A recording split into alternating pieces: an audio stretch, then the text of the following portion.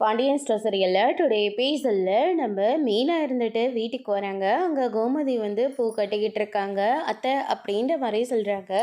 வாப்பா மீனா அப்படின்ற மாதிரி சொல்லிக்கிட்டு இருக்காங்க. அதுக்கு அடுத்ததான் வந்து பார்த்தீங்கன்னா, ஒரு விஷயம் உனக்கு கேள்விப்பட்டியடி, என் அண்ணன் அவன் இருக்கானே, அவனுக்கு நிச்சயதார்த்தம் நின்று போச்சு அப்படின்ற மாதிரி சொல்லிக்கிட்டு இருக்காங்க. ஆமாத்த ராஜேஷ் அண்ணா அப்படின்ற மாதிரி சொல்கிறாங்க. அதுக்கு அடுத்ததா, ஓ இங்கே நடக்கிற எல்லா விஷயமும் அத்தனை டைமில் உனக்கு வந்து சேரும் போல இருக்கே. ஆமாம், அண்ணனோட நிச்சயதார்த்தம் நின்று போச்சுன்னு சொல்லிட்டு தங்கச்சிக்காரி வருத்தப்பட்டுட்டு இருந்தாலோ. என்னதான் இருந்தாலையும் அவளுடைய அண்ணன், ஆனால் அது மட்டும் இல்லை, ரொம்ப வருத்தப்பட்டா. ஆனால் அவன் செஞ்ச தப்புக்கு இதுக்கெல்லாம் தேவைதான் அப்படின்னு சொல்லிட்டு அதுக்காக அவள் கோவமும் பட்டா அப்படின்ற மாதிரியும் சொல்லிக்கிட்டு இருக்காங்க. பாவி பையன் ஒழுங்காக இருந்திருந்தானா அவனுக்கு நல்ல பொண்ணு அமைஞ்சிருந்திருக்கும். ஆனால் தேவையில்லாமல் என் வயிற்றுச்சலை கொட்டிக்கிட்டாங்கல்ல, அதனால தான் அவங்களுக்கு இப்படியெல்லாம் நடந்துக்கிட்டு இருக்கு அப்படின்னு சொல்லிட்டு கோமதி வந்து சொல்லிக்கிட்டு இருக்காங்க. அதுக்கு அடுத்து தான் நம்ம பாண்டியன் வந்து நிற்கிறாரு. பாண்டியன் இருந்துட்டு, வாப்பா மீனா இப்போ தான் வந்தியா, ஏப்பா ஆஃபீஸ் இன்னைக்கு லீவா அப்படின்னு சொல்லிட்டு கேட்கவும், இல்லை மாமா ஆஃபீஸ் இருக்குது, ஆனால் போகணும், அத்தையை பார்த்துட்டு போகலான்னு வந்தேன் அப்படின்ற மாதிரி சொல்லிக்கிட்டு இருக்காங்க. ஓ அப்படியாப்பா, ரொம்ப சரிப்பா, சரிப்பா இந்த கடைக்கு கிளம்புறேன், டைம் ஆகுது அப்படின்ற மாதிரி சொல்லிக்கிட்டு இருக்காங்க. சரிங்க மாமா அப்படின்ற மாதிரி நம்ம மீனா வந்து சொல்லிக்கிட்டு இருக்காங்க. கோமதி கண்டுக்காமலே உட்காந்துக்கிட்டு இருக்காங்க. பாண்டியன் இருந்துட்டு கொஞ்சம் தூரம் போயிட்டு கோமதியை வந்து பார்க்குறாங்க. ஆனால் நம்ம கோமதி வந்து கண்டுக்கிறதே இல்லை.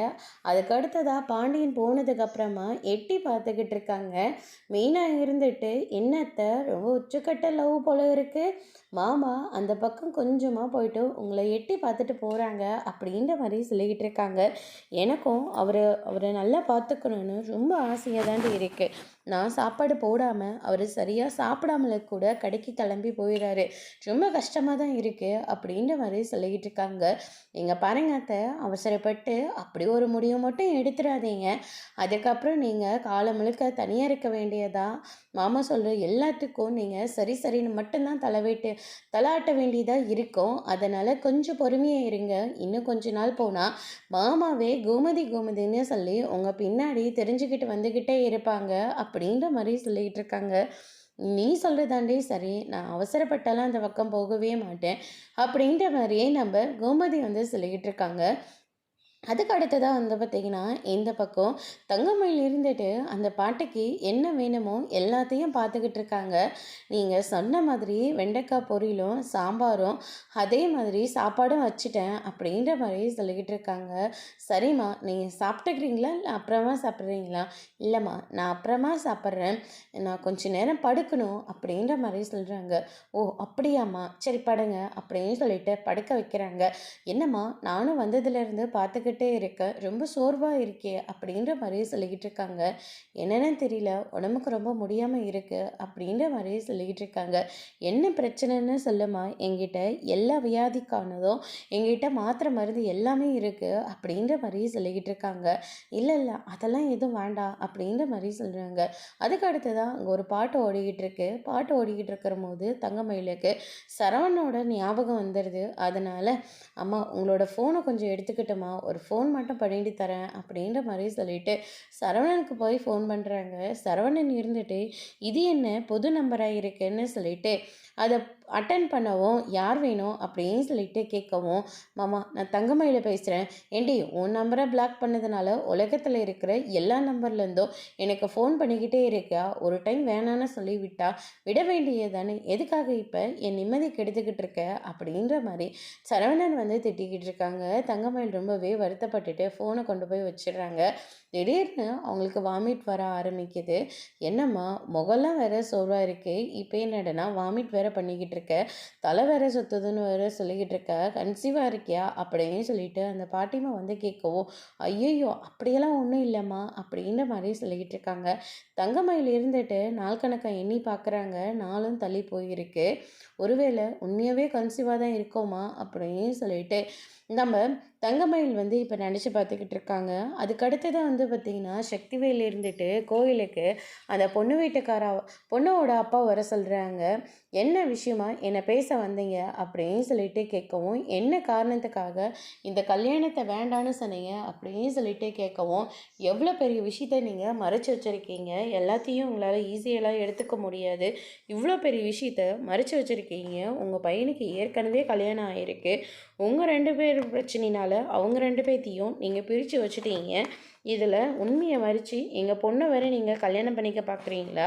அப்படின்னு சொல்லி சண்டை போடவும், இங்கே பாருங்கள், எந்த ஒரு உண்மையும் மறைச்சி எங்கள் வீட்டு பையனுக்கும் உங்கள் வீட்டு பொண்ணை கல்யாணம் பண்ணணுன்னு எந்த அவசியமும் இல்லை. அந்த பாண்டியனோட பொண்ணு தான் தேவையில்லாமல் கழுத்தில் தாலியை கட்டிக்கிட்டு வந்து பெரிய பிரச்சனையை பண்ணி போயிடுச்சு. அதுக்கப்புறம் உண்மையை தெரிஞ்ச உடனே அவள் வீட்டுக்கு அவளவே நாங்கள் அனுப்பி விட்டுட்டோம் அப்படின்ற மாதிரி சொல்லிக்கிட்டு இருக்காங்க. அதெல்லாம் நம்ம தயாராக இல்லை. வேண்டான்னு சொன்னது வேண்டாம் மட்டும்தான். தேவையில்லாமல் எதுக்காக பேசிக்கிட்டு அப்படின்ற மாதிரி சொல்லிக்கிட்டு இருக்காங்க. எல்லாம் உங்களுக்கு நெருக்கமாக இருக்கிறவங்க தான் சொன்னாங்க. சரி, அந்த நெருக்கமாக இருக்கிறவங்க யார் யார் சொன்னாங்க அப்படின்னு சொல்லிட்டு கேட்கவும், அதெல்லாம் எதுக்கு, நாங்கள் வேண்டான்னு சொல்லிட்டோம்ல, அதோட விட வேண்டியது தானே அப்படின்ற மாதிரி சொல்கிறாங்க. உங்கள் பொண்ணு வேறு எவனா காதலிச்சிருப்பா. அது தெரிஞ்சுக்கின உடனே நீங்கள் எங்கள் வீட்டு பையனை நிச்சயம் பண்ணலாம் பார்த்தீங்க. ஆனால் என்ன ஆச்சோ தெரியல.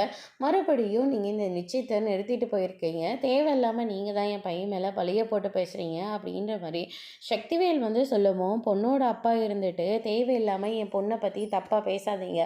உங்கள் பொண்ணை ஒரு வார்த்தை சொன்னோன்னு உங்களுக்கு எப்படி கோவம் வந்தது, அதே மாதிரி தானே எங்கள் வீட்டு பையனை பேசினா எனக்கும் கோவம் வரும் அப்படின்ற மாதிரி சக்திவேல் வந்து சொல்லிக்கிட்டு இருக்காங்க. நான் ஒன்றும் தேவையில்லாமல் உங்கள் வீட்டு பையன் மேலே பழிய போடல. உங்கள் அம்மா தான் வந்து கல்யாணம் ஆன விஷயத்த சொல்லிட்டு போனாங்க அப்படின்ற மாதிரி சொல்லிடுறாங்க.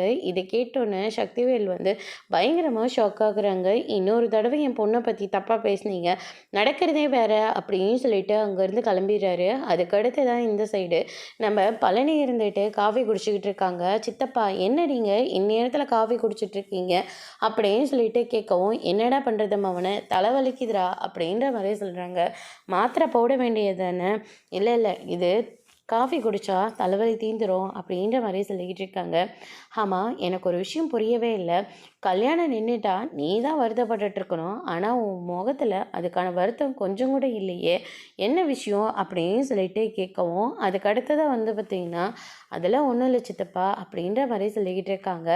"உன் கல்யாணம் நின்னதில் உன்னை விட இன்னொரு ஆளுக்கும் ரொம்ப சந்தோஷம்." "இன்னொரு ஆளா? யாரை சொல்கிறீங்க?" அப்படின்னு சொல்லிட்டு கேட்கவும், "அரசியை தான் சொல்கிறேன். உன் கல்யாணம் உன் நிச்சயதார்த்தம்னு சொன்ன உடனே அரசியோட முகம் வாடி போச்சு. இப்போ நின்று போச்சுன்னு சொன்ன உடனே அவ முகமும் பிரைட் ஆகிடுச்சு. என்னடா நடக்குது 2 பேருக்கும்?" அப்படின்னு சொல்லிட்டு கேட்கவும், மறுபடியும் அந்த குடும்பத்தை பழி வாங்கிறதுக்காக ஏதாச்சும் வேலையை பண்ண நானே உன்னை சும்மா விட மாட்டேன் அப்படின்ற மாதிரி சொல்லிக்கிட்டு இருக்காங்க. "ஐயோ சித்தப்பா, நீங்கள் வேறு, என் மனசு முழுக்க அரசி மட்டும்தான் இருக்கா" அப்படின்ற மாதிரி சொல்லிக்கிட்டு இருக்காங்க. "ஆனால் அரசியோட மனசில் நான் இருக்கனா இல்லையான்னு எனக்கு தெரியல. அதனால தான் நான் வெயிட் பண்ணிக்கிட்டு இருக்கேன்" அப்படின்ற மாதிரி சொல்லிக்கிட்டு இருக்காங்க.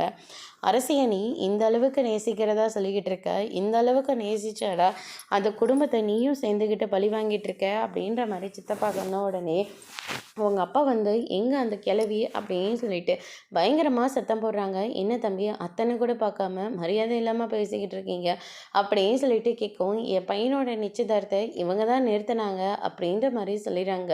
இதை கேட்டவுடனே மாறி இருந்துட்டு இவர் சொல்கிறதெல்லாம் உண்மையானு சொல்லிட்டு பயங்கரமாக ஷாக் ஆகுறாங்க. நம்ம காந்திமதி கிட்ட கேட்கவும், நம்ம காந்திமதியும் எதுவும் பேசாமல் அமைதியாக இருக்காங்க. அதோடு இன்னைக்கான எபிசோட் முடிச்சிருக்காங்க. இனி பாண்டியன் ஸ்டோரில் அடுத்தடுத்து என்னெல்லாம் நடக்க போகுதுன்றதை வெயிட் பண்ணி பார்க்கலாம். தேங்க்யூ.